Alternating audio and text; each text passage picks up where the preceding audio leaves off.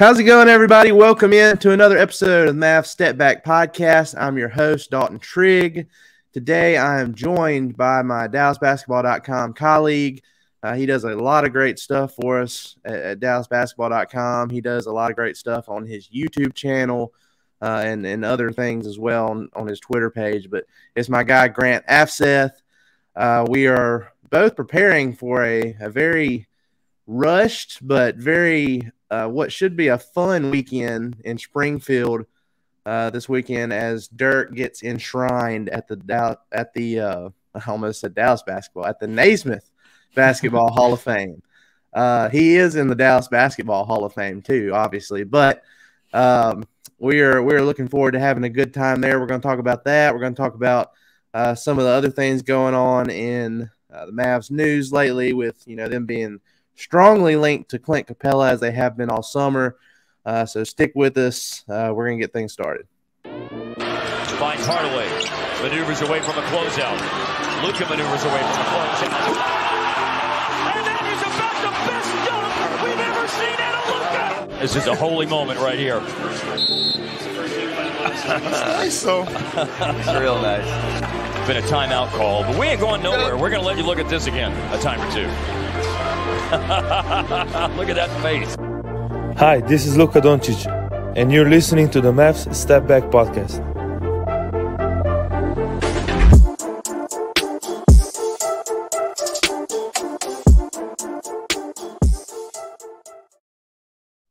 All right, so before we get started, I want to apologize for not bringing back the Dirk intro. I was hoping I could throw together a video for that, to get it on the YouTube part of things, but I wasn't able to do it. So we'll get Luka for this one. We won't complain about that. But Grant, how you doing, man? How are you holding up as you get ready for this big weekend that's heading for us? Yeah, I'm doing pretty good. I thought it was a cool experience to be able to go to a press conference for someone who's about to get into the Hall of Fame. Especially someone that I watched when I was in middle school, like, that run in 2011. It's pretty cool to be able to, kind of attend that and then, think about going to the actual speech itself and things like that. It should be very, very interesting for sure. No, I'm very excited about it. I want to give a disclaimer before I go any further. I have been kind of under the weather this week. I'm feeling a lot better than I did last couple of days, but if I sound like crap, that's why. It's been a rough few days, but I got one of those Z-Pack things, and I'm feeling much better today. So I'm gonna be good to go for the weekend. It's only up from here, but yeah, man, it's surreal that this moment has finally come. Dirk, he's already been immortalized in so many ways. He's had his jersey retired at American Airlines Center. He has a statue out in front of the arena. He has a street named after him. He had his German national team jersey retired. So, I mean, all this stuff has happened in the 4 years since he's retired. And now this is the crowning achievement. It's the top of the mountain. It's the Hall of Fame. It's so cool that he's going to be going in with some of his biggest rivals. Greg Popovich, Tony Parker, Dwayne Wade, Paul Gasol. I mean, it's pretty crazy. I mean, you can tell in the press conference and some of these other interviews that Dirk has done that he doesn't get flustered a lot, but you can tell he's kind of nervous. He's kind of anxious. He's excited, but he's preparing for this big speech he's going to have to give, and there's going to be so many loved ones and former teammates and peers there. And I mean, it's going to be a really fun night. And, I'm really excited that, we both get to be a part of that. And like I said, it's going to be a rushed weekend, but, it's going to be a very fun one. It's going to be a once in a lifetime experience. And, I'm really, really glad that, we took the time to do something like this. And, you were talking about that run being when you were in middle school. I remember it's fun. I was talking about this with my co-host, Drew Johnson, the other day. His biggest moments, the biggest moments in Dirk's career, I can remember exactly where I was for all of them. I remember specifically, it was that there was a game where they had the big comeback in the Western Conference Finals against the OKC Thunder. I was on my senior trip in Destin, and I remember they went down by so much, and like I was frustrated by it. And so me and one of my other friends, we left the house we were staying at. We went for a walk, down the beach and everything. When we came back, they made a comeback, and I was just like, oh my God, this is amazing. It's like, I didn't think that was possible. And then, it's kind of the same thing with the finals. They were down 0-1. My wife, who was my girlfriend at the time we were dating, she had a curfew. And so it was game 2, and they fell down by so much. I think it was like 15 with like 6 minutes or so remaining, and it was getting close to curfew time and everything. So I left, I got her home on time. And then I remember on my way home, my little brother calls me, and he's like flipping out. He's like, they came back. Oh my God. And so they tied the series 1-1. And then after that, we went and got our tickets for game 4 in Dallas. And they won that game. That was the Dirk Fever game. And then they didn't lose a game the rest of the series there. So, I mean, there's so many different Dirk memories I have.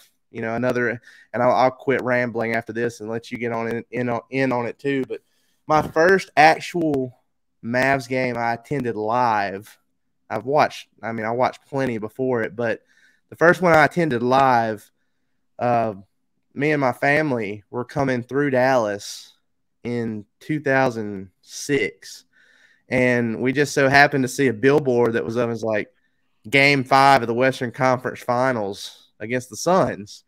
And we found a scalper and got tickets last second. It was like nosebleed tickets last second, got from a scalper. And that was the game where Dirk scored 50 points, and, they ended up winning that one. So that was a pretty good initiation. That kind of set the fire from there. I was already, a casual fan before that, but then I was like super fan after that, and it just kind of snowballed. But so many great memories. I love it for Dirk. And I mean, I got the chance to talk with him, on a handful of occasions when the Mavs played in New Orleans, and I'd go down there for games. So I'm glad this is something that I'm going to get to experience, and I get to see him fully enjoy with his family and his other peers and everything. But anyway, I've rambled enough. What are some of your, best Dirk memories?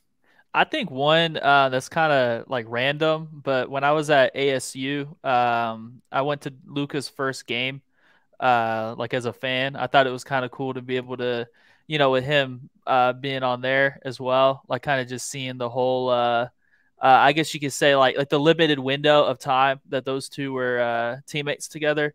That was kind of a cool thing myself, but.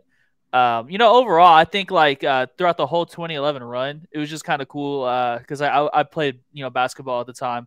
And so like just, after a game and just seeing highlights of like the run throughout, like against the Lakers, like the blowout that they had, the huge, I forgot what game it was in the series, but, that just like complete like dismantling that they had. And just like throughout that whole run, it was like a lot of like, star-studded, teams. Like iconic like players and all that stuff. Like it was just like a crazy thing to like in general, just in basketball history, to be able to like watch from start to finish and then see like the ups and downs and all that stuff. And it was like when you're in the city too, it's just a crazy cool thing to be able to like see people be excited about a team really like pulling it off and then celebrating it afterwards as well. Like that was definitely a very cool thing for sure. It is really cool that Dirk and Luka's careers intersected for just a small amount of time. I mean, I know it was just one season and they didn't make the playoffs, and Dirk, he was, kind of a shell of his former self at that point. He didn't even practice that last year. Yeah, just seeing him like on the court, or just together. It was like, like the end of one cool era and then the start of another era. It's like that was a cool it's a cool like little year to kind of see that even though he was like definitely on the the downside or the end of his career for sure.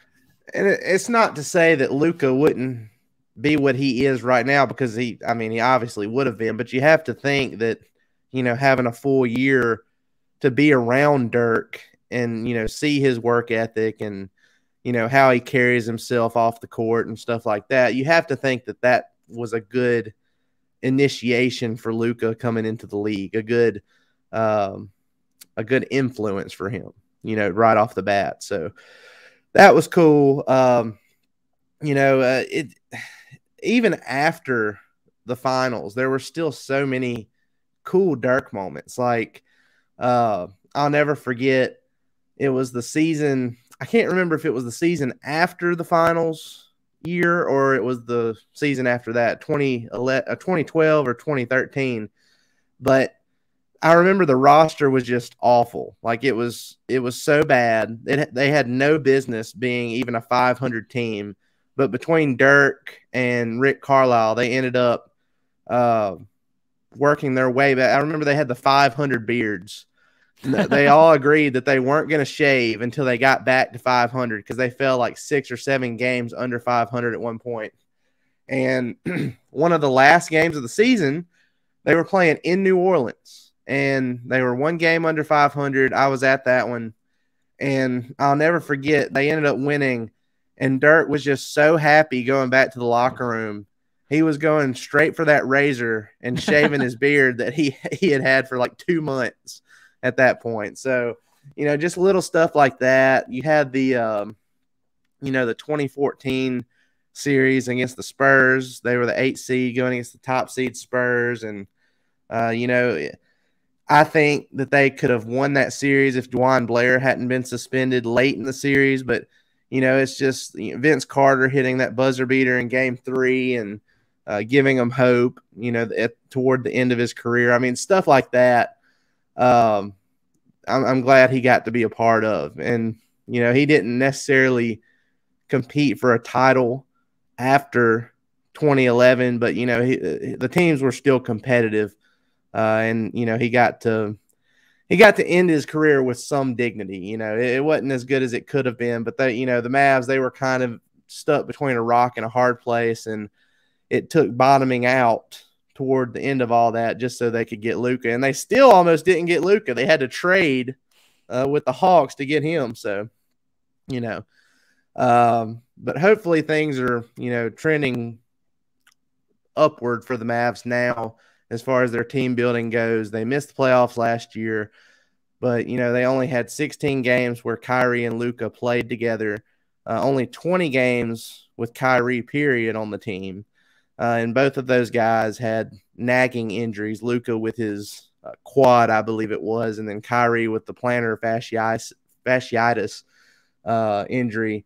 So now they have a full off season to get healthy, to build chemistry, to get more acquainted with each other. And they'll be able to start fresh right off the bat. Not only that, but they've upgraded the team in general. In my opinion, they knocked the draft out of the park. Derek Lively, they got Omax Prosper, who, both of those guys I think could contribute from day one.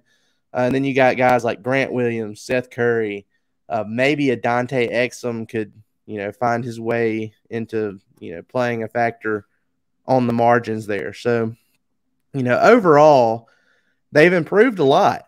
And I want to get your take on, the offseason in general, because I know we've talked about it, through text and stuff like that. But just here on the pod now, I mean, what do you think about what the Mavs have done so far this offseason to improve their chances going into next season? Yeah, I think adding more like bigger frame options at the 4 spot was very important. They got that done with Grant Williams and then, Omax as well. I think that was something that really stood out, like, throughout that like post Kyrie trade period where, Dorian Finney-Smith, not being there anymore at like 6'7", 220 pounds. And now they have, like Reggie Bullock at 6'6", 200 pounds playing that 4 until they started like kind of, I guess you could say, just experimenting to the very end where it was like big lineups and then, super small lineups. And now there's more of like a base, I guess you could say like configuration where, it would be like with Grant Williams at the 4, you can go with Omax, throughout plug and play lineups. Just having those like that base identity that's more successful and more like conducive to winning.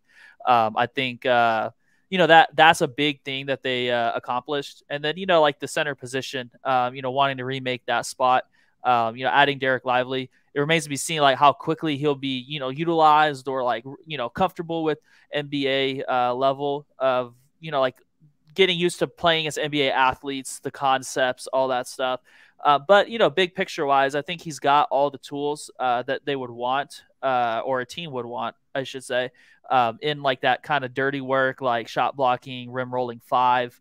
And, I think he showed a lot of stuff at Summer League as well. Like, it was a good opportunity to get a good like 5 games with limited practice time on the fly, kind of going through the the schemes and all that stuff. And I think he fared pretty well. There's still some stuff with timing and all that he'll have to improve, which is expected for any young big man, especially a one and done guy. But overall, I think they did a lot of good stuff. They kind of did their work, I guess you could say, a little bit during the year when you make a trade for like a Kyrie Irving. That was, I remember, like, no matter how many like role players you have, leading into that trade deadline, the whole like narrative, I guess, was like, it's cute that you have role players, but you need a co-star that, with Jalen Brunson gone. And then they got, that transaction done. And, that's the big piece, if you will. And then, going into an off season, as you said, to get healthy after things didn't work out quite as, probably like intended.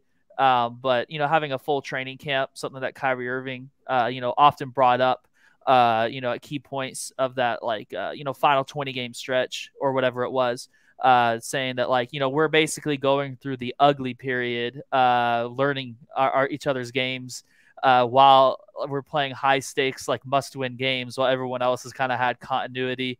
Like that's stuff that, he felt would be, more appropriate to like kind of iron out in training camp in an ideal setting. So, just all that stuff kind of factored in. I think there's a lot of things kind of, as you said, with your illness, there's only up from here. Yeah. It's kind of my, exactly. my general thought with all those things kind of thrown into one for sure.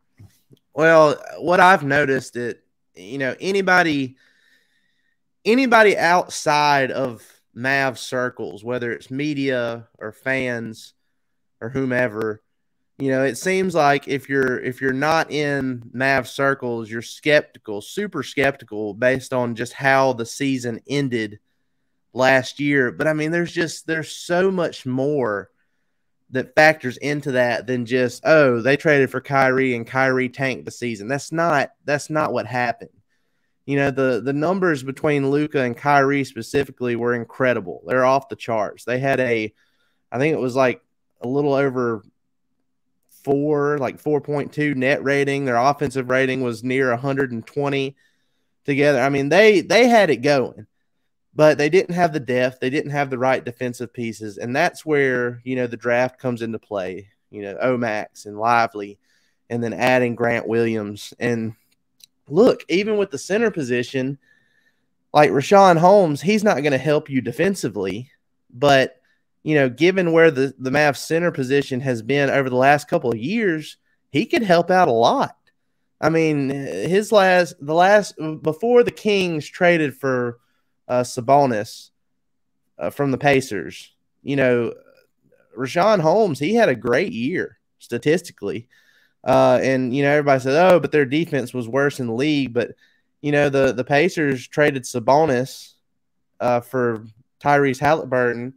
And even before and after that trade, the Pacers defense wasn't great. So, I mean, that didn't have anything to do with Richaun Holmes. So, I mean, I know he's not a great defender, but I think he could help out a little bit too. And, there's still potential for moves to be made, or at least one move to be made before the season starts. And, according to BetUS, and, I wrote about this on DallasBasketball.com, tweeted out the other day, the odds for Mavs starting center on opening night, Clint Capela is the favorite to be the Mavs starting. A guy that's not even on the team is the favorite to be the Mavs starting center. So naturally everybody's like, well, what does Vegas know? Well, then a few hours later, the Athletic comes out with a report saying that, the Hawks have been the most serious suitor for Pascal Siakam with the Toronto Raptors.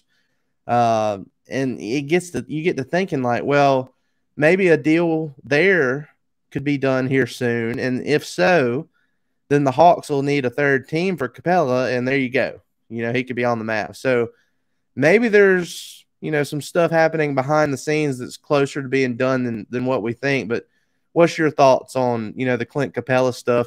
Well, well, before that, what are your thoughts on how Richaun Holmes could contribute if he gets an opportunity? And then, how aggressive the Mavs should be about getting Capela? Yeah, for sure. I think effectively, if the expectation for Richaun Holmes is that he'll, more likely be, I guess, the backup center, not necessarily the starting center. I mean, we don't really know yet, but just kind of like my frame of thinking of it. Since, like Dwight Powell was, consistently viewed as like the safer, like stabilize the unit type of option, throughout last season and started the most games. So if Richaun Holmes was, coming off the bench, I think he could provide like a helpful, like, pick and roll, kind of partner for, really like whoever's running that bench unit, most likely Kyrie Irving, and then, whoever else within the backup group, since, Kyrie had his minutes staggered with Luka, in the games that they had last year. So I think, that would probably work out pretty well. Those two feeding off of each other. And I think defensively, he's not really a rim protector, but I think, I guess what you're really effectively comparing is probably his impact defensively compared to like a Christian Wood, since, you'd be comparing like, the backup fives. And I mean, I don't think you would really be like losing anything by going from, Christian Wood to Richaun Holmes defensively, since that was, a pitfall, if you will, or a concern. Or a downside. So I think what you're gaining is more of an offensive player that you can involve within the flow as that roll man or, a cutter. And you're not really going to slow the game down, I guess, to kind of work it inside as much. And that's not really a knock on Christian Wood. It's just, like that's kind of the style they played for a good chunk of the year, even with Spencer Dinwiddie. When he was running the bench unit, it was a lot of like, mismatch hunting, if you will. So I think, you probably play more like pick and roll based, involve some of the, the other guards as well too. Like, cause we don't really know who's going to be, like the second unit, this or whatever around, Kyrie and Richaun Holmes in this hypothetical. But I think in that frame, that would be a very like solid arrangement. It remains to be seen like where Derek Lively would really be worked in, with all of that taken into consideration. But, I think as a starter, I don't think him or Dwight Powell would be, speaking about, like, to be clear, I should say Richaun Holmes, not because I continue to talk and I brought up Derek Lively and said he, but I don't think it'd be ideal, in a perfect world to have, Dwight Powell or Richaun Holmes as a starting center for a, a aspiring contender. So I think with that in mind, they're not going to be long-term solutions. But, I think in the short term, it's a safe stopgap option that plays within the flow. And at least you're going to get effort defensively as well. Like, it's not like, one of those like fits like a team bringing in someone who's, where like there's a risk of, the need to rely on offensive production. And if that doesn't come or get worked into the fold, then there's not really an area to impact the game. So I think, there's a lot of, clean elements to the fit, regardless of whether it's starting on the bench. But, long term, that's definitely not the goal to involve as a starter. So I think short term, it's definitely a solid option. Well, I mean, and another thing, in bringing up the Christian Wood thing, again, I mean, it's not a knock to Christian Wood, but I feel like the mindset between him and, say, Richaun Holmes is a little bit different. Christian Wood views himself as a starter. So naturally he was, a little upset that he wasn't starting, every game with Jason Kidd, choosing to his minutes actually decreased more as the season went on after the trade deadline. But in Richaun Holmes' case, the guy has been glued to the bench over the last year and a half. I'm sure he'd be happy to get any minutes he can possibly get. And, given Dwight Powell's limitations and given Derek Lively's inexperience, there should be an opportunity for him to get some minutes, especially in the early goings of this season, assuming that another move isn't made, which will take us into that next point. What do you think about all this Clint Capela smoke? Yeah, I think for the most part, as you said earlier, with the Pascal Siakam factor, I think that's probably the cleanest sort of like trade scenario or configuration, is the Mavs getting involved as a taker in a 3-team trade. That's something that I've just out of curiosity, I've asked some people who are pretty knowledgeable around the NBA, and that's their take on it. Not like saying per sources, like that's the only scenario, but that's overall, like the general idea is that, if they got involved, that'd be a clean fit, because there's not a lot of teams, I guess you could say, that necessarily are in dire need of a center, like a stopgap option on a 2-year deal, as Clint Capela has left on his contract. So I think there's a lot of like natural elements as well. They need a rim roller, dirty work, kind of specialist with 2 superstar guards. So I think there's a lot to like about that idea. And when you look around the league, I just don't really see that much of a better short-term trade partner fit. So I think it would make a lot of sense. And that kind of ties into the whole element of, that's more of the Raptors and the Hawks business to sort out, if you will. They probably have to figure out what they've got going on. And then Siakam would have to also want to stay in Atlanta, since, trading for an all-NBA type of player requires quite a bit of compensation, regardless of like the expiring deal or short-term remaining contract. So I think that's probably like the main factors in that, because I'm sure the Mavericks would like to have, Capela, but the other elements to it would need to solve their business to kind of make that happen for sure. Well, and some people are like, well, why would the Hawks trade Capela? I mean, why not just get Pascal Siakam and keep Capela? I mean, the Hawks would be in sort of a money crunch if they did that, based on what he makes. So, I mean, and you've got a Kongwu. I think I said that name, a Kongwu. He's up and coming, and he is not making near as much as Capela, and he can step in as a starter now. I think he's developed to that point where he could be the starter for them going forward. So you have him, and you need to trade Capela. The Raptors don't need Capela because they re-signed Jakob Poeltl. So it just makes sense to have a third team, and the Mavs are the ideal team, based on basically their needs. I mean, some people might not think they need a true starting veteran center, like what they've been wanting all summer, but based on what their self-proclaimed needs are, it makes a lot of sense. So we'll see how it goes. The betting odds, that was pretty interesting to me, that, for the odds for the Mavs opening night starting center, it was a guy that isn't even on the team, not yet. So naturally that gets you to raise your eyebrows. It's like, okay, what do they know? Are those trade talks with Siakam and the Hawks, are they a little bit further along than what we think? Is Woj going to drop a bomb on us here in the next day or so? We'll just, we'll have to see. Speaking of bombs, I just wanted to mention this. Shams Charania of The Athletic just reported that the Phoenix Suns are retiring Sean Marion's number 31 and Amari Stoudemire's number 32. So that's pretty cool. Former Maverick Sean Marion getting his number 31 retired. I don't know if he was with the Mavs long enough to have his number 0 retired, but, he was still a big part of that championship team. And he'll be one of the guys in attendance for Dirk's Hall of Fame ceremony this weekend. So, Grant, I appreciate you joining me again.